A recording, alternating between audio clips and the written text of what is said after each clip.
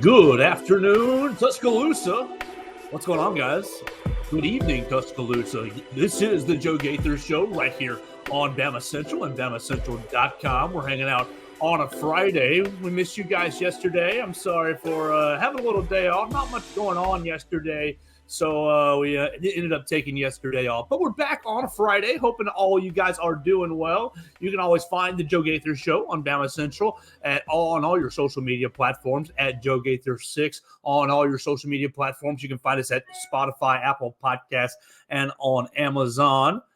We appreciate everybody checking out the show. We're proud part of the BamaCentral Broadcasting Network, along with our friends Blue Collar Unplugged, Matthew Gibson, Blake Byler, and Jacob Pickle doing Blue Collar Unplugged. We're going to have a lot of fun, or hopefully going to have a good show on a Friday night. Of course, you can follow us at BamaCentral, at BamaCentral SI on Instagram, at Alabama Crimson Tide on Sports Illustrated on the Facebook machine. We are your Alabama Crimson Tide home, your Sports Illustrated home for your Alabama Crimson Tide.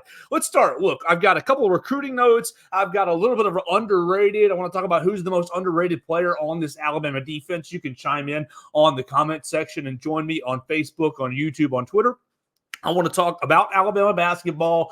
And it's just been terrible. It's just been awful, but we did spend some time with Coach Nate Oates in Coleman Coliseum media room earlier today. And I want to talk about Michigan, and I want to talk about what do you want for Christmas. So, again, you can chime in on the Facebook side of things, on any of the comment side, at Joe Gaither 6 on all of our social media machines. Let's start with some recruiting because it is that recruiting season. Look, the early signing date has come and gone. We covered that pretty extensively at BamaCentral.com. You can keep up with the recruiting tracker. It's right there on the front page on the banner for you guys to keep up with all 23 signees, plus two guys, obviously Ryan Williams and Quentin Reese, who are going to sign in February, make up the number 2 recruiting class in the class of 2024. But we're moving into 2025. We'll start with the football recruit, and then we'll move into the basketball recruit, who is a 2024 recruit. Alabama got some good news on that train, but we always like to start with football because that's what carries the water here at BamaCentral.com. We'll start with Antonio Coleman, Saraland defensive lineman, is a class of 2025 defensive line prospect. He is 6'2", 285. He's rated a 4-star prospect. He's rated the number 8 defensive lineman in the class. According to 24/7 Sports, he's rated the number 9 overall player in the class, number 9 overall player in the state. Not in the class, but in the state. So he's a good little player. He's a good defensive lineman for the Saraland Spartans, the 6A runner-ups, getting beat by Clay Chalkville in a crazy game, a couple of weeks ago. But he was committed to Alabama. He committed to Alabama in August or so, and today has come out on social media and says he's flipping. He's flipping to the Auburn Tigers. He's joining the Hugh Freeze. It's a freeze warning. He's joining the Auburn Tigers. He's going to say War Eagle, and he's flipping to that team in West Georgia. And, look, this is not a time to freak out about any child's decision. And with all due respect to you, Antonio Coleman, this is not our time to – you are 16, 17 years old. I was a child at 16, 17 years old. Anybody who's listening at that age range, I do think that you are on the path to adulthood, but you're still a young kid. You've got another 12 months, Antonio Coleman, to decide if you want to stay with the Auburn Tigers, if you're going to flip back to Alabama. It's no time for anybody to freak out about Antonio Coleman losing him to the Tigers. Now, he's a good player. If he sticks with Auburn, you say that stinks, and, Hugh Freeze is going to get his prospects. He's going to get his players. He is a pretty dang good recruiter, and when you use that Yellowwood money, you've got a nice little incentive nest egg to use to your advantage. I'm sure that's involved here with Antonio Coleman. But look, so Alabama goes from 8 to 7 recruits in the class of 2025, and they are currently sitting at number 2 overall in the class of 2025. They got Mason Short. They've still got Turbo Rogers, Anthony Turbo Rogers. They've still got Jamie French. So they've still got a lot of good players in the class of 2025. But they lose Antonio Coleman. Hey, pup, you're gonna have to get down. They lose Antonio Coleman today, right now, to Auburn, and that's unfortunate. You can read about that at BamaCentral.com. That's unfortunate. Now, what else you can read about, and the good news for Alabama is Darian Reed. Oh, my gosh. Nate Oates. Look, we can be upset about the product on the floor, and I understand that. And part of that, I think, has to do with roster management. I think Coach Oates has done well with roster management. But first, before I get off on roster management, he brings in Darian Reed. We've talked about him. We've teased about him for the last handful of weeks. What he was supposed to commit in November. I know I was out at a high school football game when he made the announcement he was not going to commit. What was that? Late November, mid-November? So Darian Reed is a 5-star player at a prolific prep in Napa, California. Yeah, you know that high school because that is the high school of Aiden Sherrill, the other prospect, the other commit in Alabama's 2024 class. So Darian Reed comes into the class. So Alabama now has two 5-star players with Aiden Sherrill and Darian Reed. Darian Reed is basically, 6'7", 180. He's ranked the number 1 player in the state of California, the number 3 overall power forward, and the number 14th overall player in the class. So he's going to fit Nate Oates' system very, very well. Long player, wing type player, good on offense and on defense, can score at all 3 levels. And he's going to be trying to look to be a one and done player along with his teammate at Prolific Prep, Aiden Sherrill. They're going to come to Alabama together. So that's good news. Alabama now with Aiden Sherrill, Darian Reed, and Nas Cunningham as well in the class. That ranks this number 7 overall in 24/7. So they're building. They probably are not. They might add one more. We'll see. Obviously, they missed out on a lot of big prospects like Billy Richmond and several others. Billy Richmond committing to Kentucky officially a day or two ago. We all kind of knew that was what was going to happen with him. So Alabama with 3 players in the class. Look, I think that this is a good thing for Coach Nate Oates. Last year's team, I think, was strong for a couple of factors. You had freshmen that came in together, they grew together, and you were kind of like building something. But when last year's team broke up, obviously Brandon Miller, you go to the draft, Noah Clowney, you go to the draft, that happens. And you encourage that from an Alabama standpoint. You encourage them to go to the draft and make a whole lot of money. But when they go to the draft, and you don't have those freshmen to come in, and you lose transfers. You lose Jaden Bradley in the transfer portal. You lose the kid that you lost the kid that the Texas Tech, golly, what's his name? The Texas Tech kid from Chicago who went to Michigan. I'm seeing his face right now, but I cannot think of his name. So you lose guys in the transfer portal, and you lose guys obviously to graduation as well. You didn't have that extra come up. The only carryover from last year's team was Rylan Griffin, obviously Mark Sears, and Nick Pringle. 3 guys, good players, good leaders, but 3 guys who you need more. You brought in your freshman class was kind of, I don't want to say weak because Sam Walters has been a lot of fun, but really you filled a whole lot of those needs in the transfer portal. I really kind of. This team seems like they're together, but I just don't know if I don't know if you got that continuity year after year. It seems like there's a lot of learning going on with this Alabama basketball squad, and I think that's due to the fact that you have so many new faces in the program, namely in the assistant coaches and with the personnel. When you hit the transfer portal so hard, I'm encouraged with the 2024 class getting 3 guys into the class. You're probably going to see Sherrill for 2 years. You're probably going to see Darian Reed for just 1 year, and then you're probably going to see Nas Cunningham hopefully for 2 seasons. And Nate Oates is going to. I mean, he's doing a hell of a job recruiting. So he was in on a lot of top prospects, even though not all of them came to the University of Alabama. He's been in on a lot of top prospects, and to secure Darian Reed today, 5-star player out of Napa, California, number 1 player in the state of California, it's a huge deal for Alabama. Number 14th player in the class.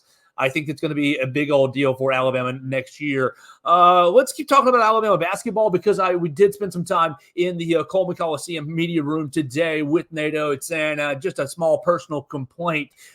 It was supposed to be at 2:00. I get there at 1:35. John trying to be Johnny on the spot. Take my usual seat, set up my setup, and they say, "Oh, Joe, it's gonna be 2:30." Okay, no big deal. I can deal with people 30. Whatever. It ended up being 3 o'clock before head coach Nate Oates came into the media room. So a good bit late there. I wish, coach, just my only request there, I don't mind. Take your time, do your thing, get the guys ready for what you need to get them ready for. But if you schedule a press conference and you're still practicing, my only request, and I say this as humbly as possible, is let us into the end of practice. Let us into the end of practice. We won't tweet anything. You can set the ground rules. You can set the rules and say no tweeting or no videos. You can just observe the end of practice. I would love that, Coach Nate Oates. And then you can be as late as you want to, and I would never complain again because I'd be getting to watch behind-the-scenes access. But anyways, Coach Nate Oates comes in at 3 o'clock today, and we spend, his usual 10 minutes, and he was great with us as he always is.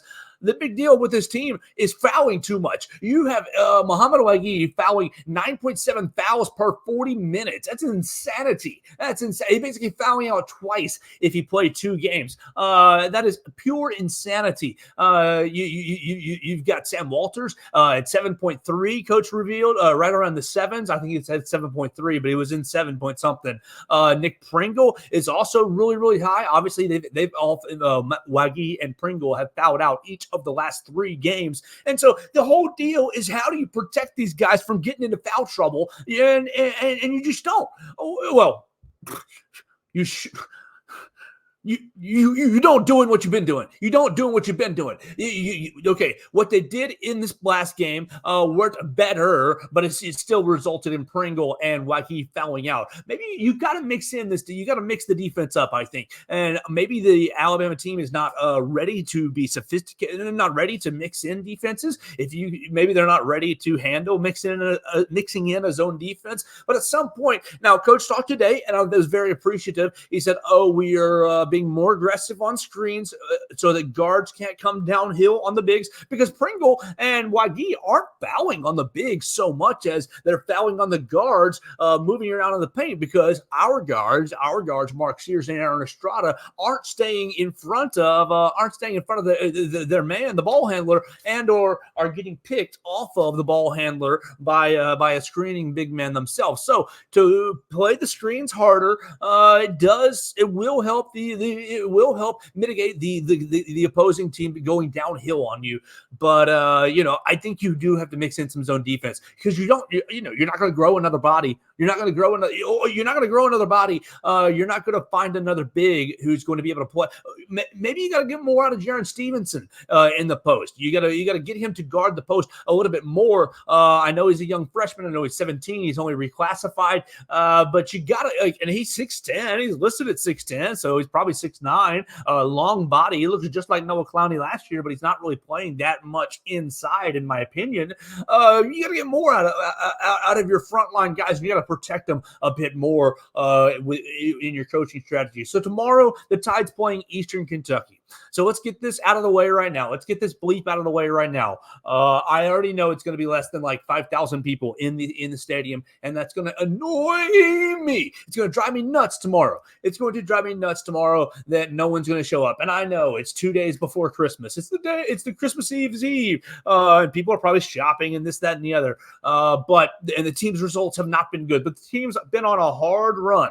The team's had 3 hard weeks away from Coleman Coliseum, played their butts. You can't deny that they've been playing hard per se. Maybe they haven't been playing well, but they've been playing hard. They probably haven't been playing smart, but they've been playing hard. So, this is an opportunity to welcome them back, get a team, get some momentum. They're playing Eastern Kentucky. They're 257 in KenPom. They should wipe the floor with them. They'd probably break 100 points and get some feel good going before their game against Liberty in Birmingham in the CM Newton Classic. They're playing in Birmingham on the 31st, I believe, but just before. They're playing in Birmingham just before conference play gets started. So there's only 2 more games before conference play gets started. I don't have the schedule pulled up. I know that tomorrow is Eastern Kentucky at 3 p.m. in Coleman Coliseum. I know the tickets will be easy to come by. If you're in Tuscaloosa, you don't have anything to do. You're just sitting around the house watching Christmas movies. Look, I know the NFL is probably going to be on, and I haven't looked at the NFL slate. I know there's probably going to be some Alabama guys participating in NFL games,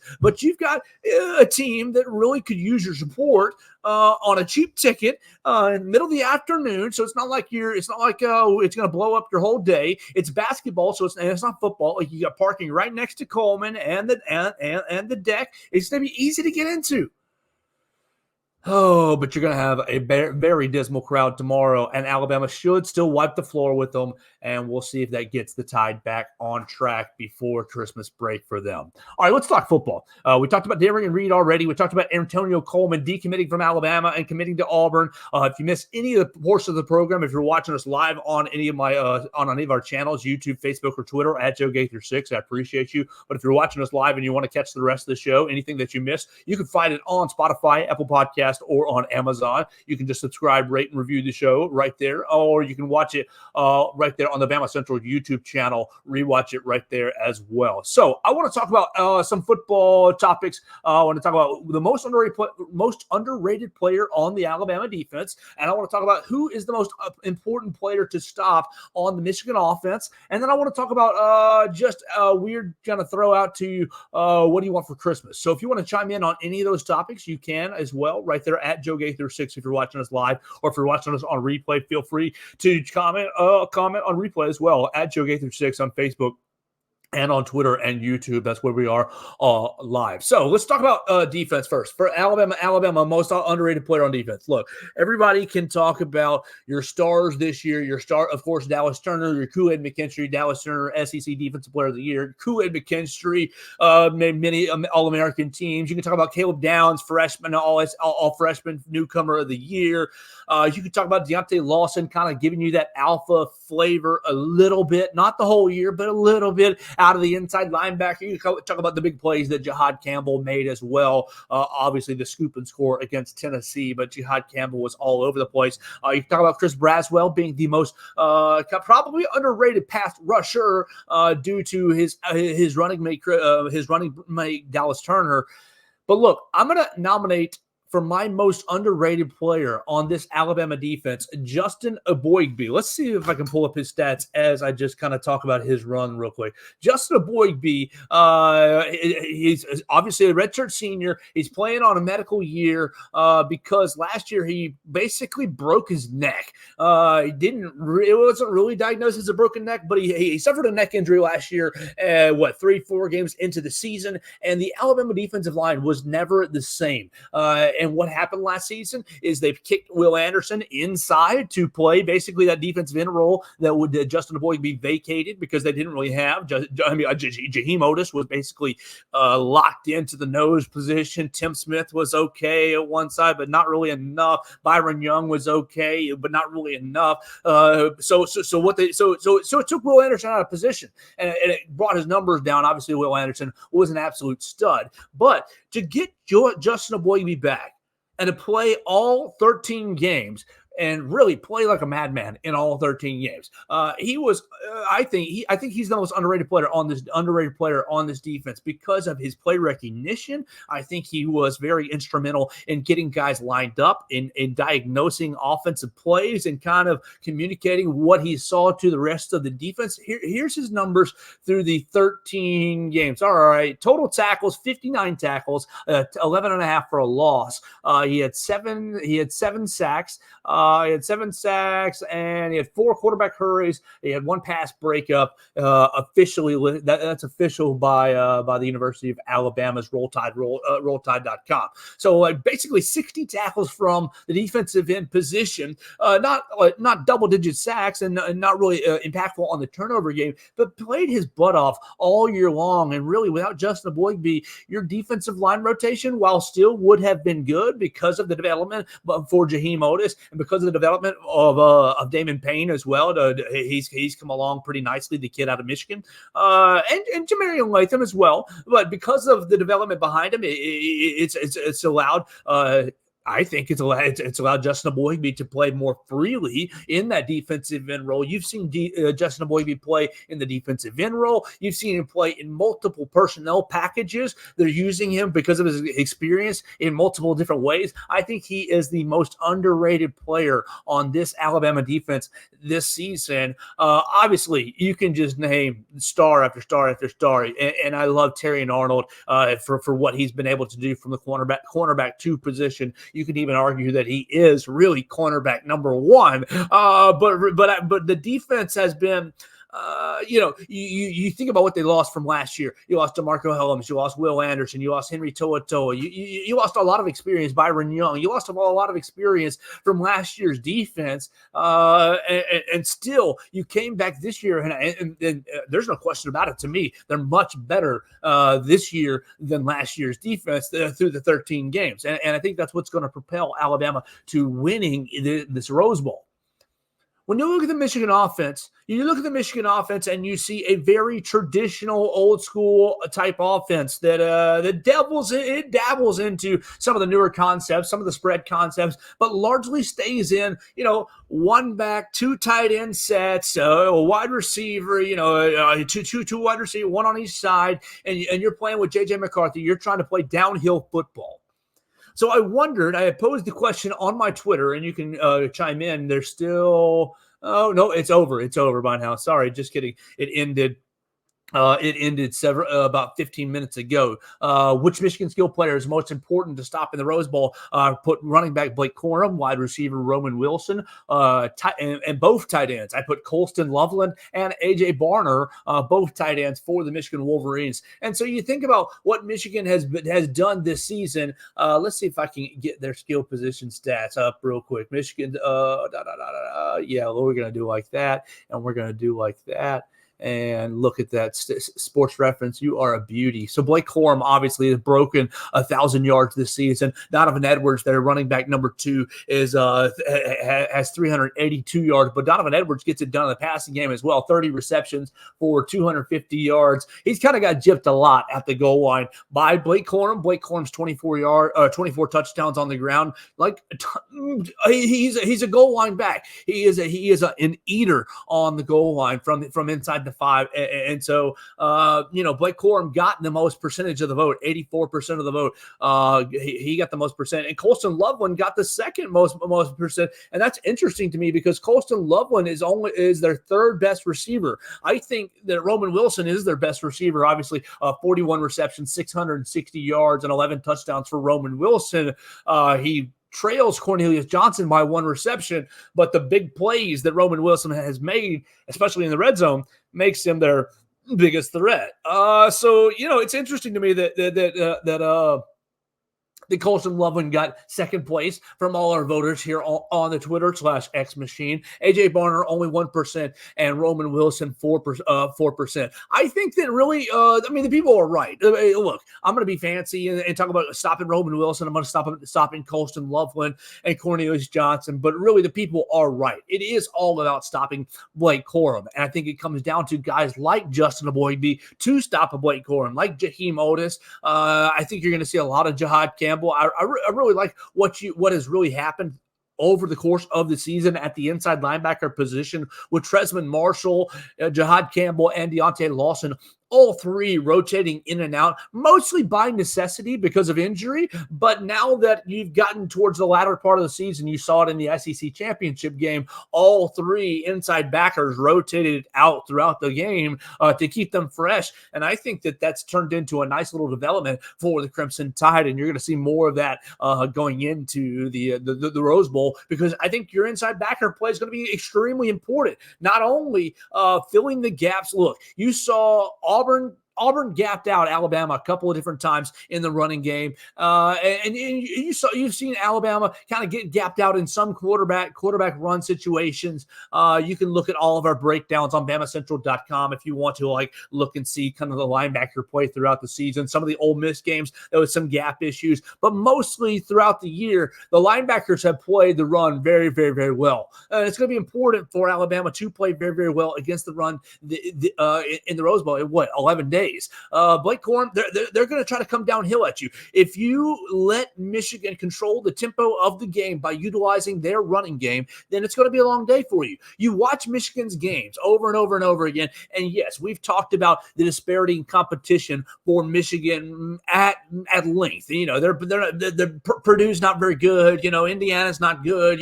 Rutgers not very good. There's a lot of not very good football teams on their schedule. But what they like to do is control the tempo tempo of the game by using the running game, chewing clock, and boom, as soon as we've scored our first touchdown and we've taken 6 minutes off the clock, you're getting the ball back, and it's 9 minutes left in the first quarter. If you go 3 and out, we're taking another 6 minutes off the clock, and we're up 14-0, and it's the end of the first quarter or the start of the second quarter. They're very, very adept at long, methodical drives in which Alabama is going to have to win on first down. You win on first down, and you stop the run, you stop Blake Corum, and then basically it's on Kool-Aid McKinstry and Terrion Arnold, because at that point you've got Kool-Aid on either Cornelius Johnson and or Roman Wilson. You've got Terrion Arnold on the other, and you say 18 or 89. That's A.J. Barner and Colston Loveland, the two tight ends. You say, what can you do across the middle with Jihad Campbell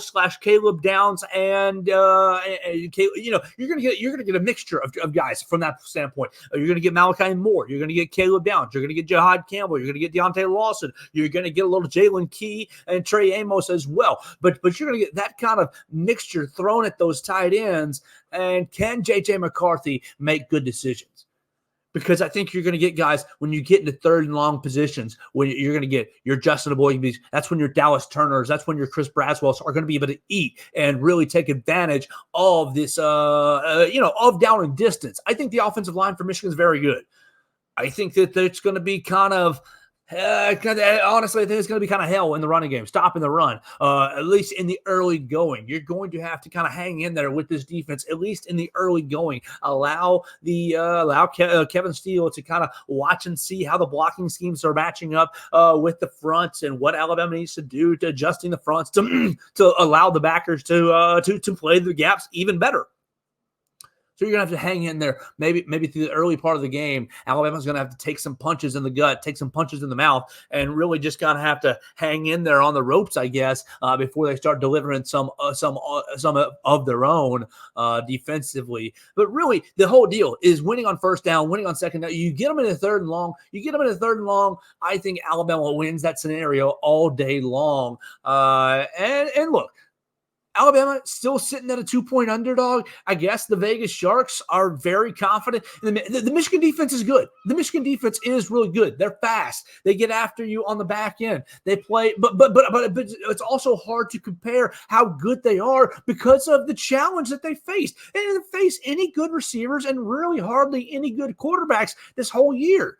Now, is Jalen Milroe a world beater? Is he the best quarterback you ever seen? No, but he's pretty daggum good. And same can be said about all of Alabama's wide receivers. Are they the best Alabama receivers that have ever come through the capstone? No, they're not Julio Jones and Amari Cooper and they're not Devontae Smith and Jerry Jeudy. No, but they're pretty good. They're not scrubs either. So it's going to be important. It's going to be interesting to see how those guys match up against real skill position guys who will push for NFL rosters. So it's going to be interesting to see how they match up against probably the best team that they played all year long. With the long layoff, we'll see how Jim Harbaugh treated the long layoff. I haven't really paid attention to how he treated it. And so I'm going to be very curious to see what ends up happening in the Rose Bowl January 1st. You're going to be able to follow it right here at BamaCentral.com with our friends Katie Wyndham, Austin Hanna, and Blake Byler. Those guys are going to be out in Pasadena. They're taking off a little bit after Christmas, and I cannot wait to follow their coverage. You're going to follow them on the X machine. You can just type in those names, Blake Byler, Austin Hanna, and Katie Wyndham, and it'll pop right up on the X machine. So look, we got one more topic. What do you want for Christmas? What do you want for Christmas this year? I'm usually not a big Christmas guy. I'm not always a big Christmas guy, but what do you want for Christmas? First thing I want, what would you rather have? Would you rather have an Alabama football national championship, or would you rather the Alabama basketball team, get the defensive end shaped up, figure it out, and have a Final Four run? really this Alabama football team has, you could argue, maximized their potential already by getting to the Final Four. Remember how many people were writing them off after the Texas and USF week, writing them off for dead after those 2 weeks. Like, oh, this is a 4-loss football team. This is a 3-loss football team. This is Nick Saban's worst football team. And there they went, undefeated through the SEC schedule, beating Georgia in Atlanta. Who's to say? Have they maximized their skill and maximized their talent? Have they maximized their ability? So maybe you say you want to see the basketball team maximize their ability. What do you want for Christmas? I want a couple things for my show. I want another listener or two, another viewer or two. You can subscribe, rate, and review the show on YouTube. You can subscribe, rate, and review the show on Spotify, Apple Podcasts, and on Amazon. We'd appreciate that. Share it with a friend. We'd love us to talk about sponsorships with you. I do have a decent little voice for sponsorship reads, and I can program some commercials in here for you. So if you'd like to take a part in the Joe Gaither Show in 2024 and sponsor the program, we can talk about that. Just follow me at Joe Gaither 6. We'd love to talk about that, talk about our reach, and talk about how we can sponsor your business or your event. We can't wait for that in 2024. We're going to get into that. And I can't wait for what I want in 2024. What I want for Christmas is to catch up with all of the 2025 recruits. I know that I started late in May with the 2024 recruits, and we ended up talking to maybe 9 of them, 9 of the 23 that we ended up getting on the program, 9 or 10. We ended up getting a lot of them. We got Amari Jefferson. I'm thankful for Amari. We got William Sanders, Joseph Ionata, Casey Poe. We got Julian Sayin. So we got a good amount of the recruits on the program. We got Caden Jones. Absolutely. That was a good one. We got Sterling Dixon. That's 7. So we got a handful of the class of 2024. I'd really like to get all of the class of 2025. I apologize. I'm having World War III behind me, but between my dog and my cat with the virtual background, you can't really tell. My man Bruce is meowing out. Bruce, you're going to have to calm it down. We're almost done with the show.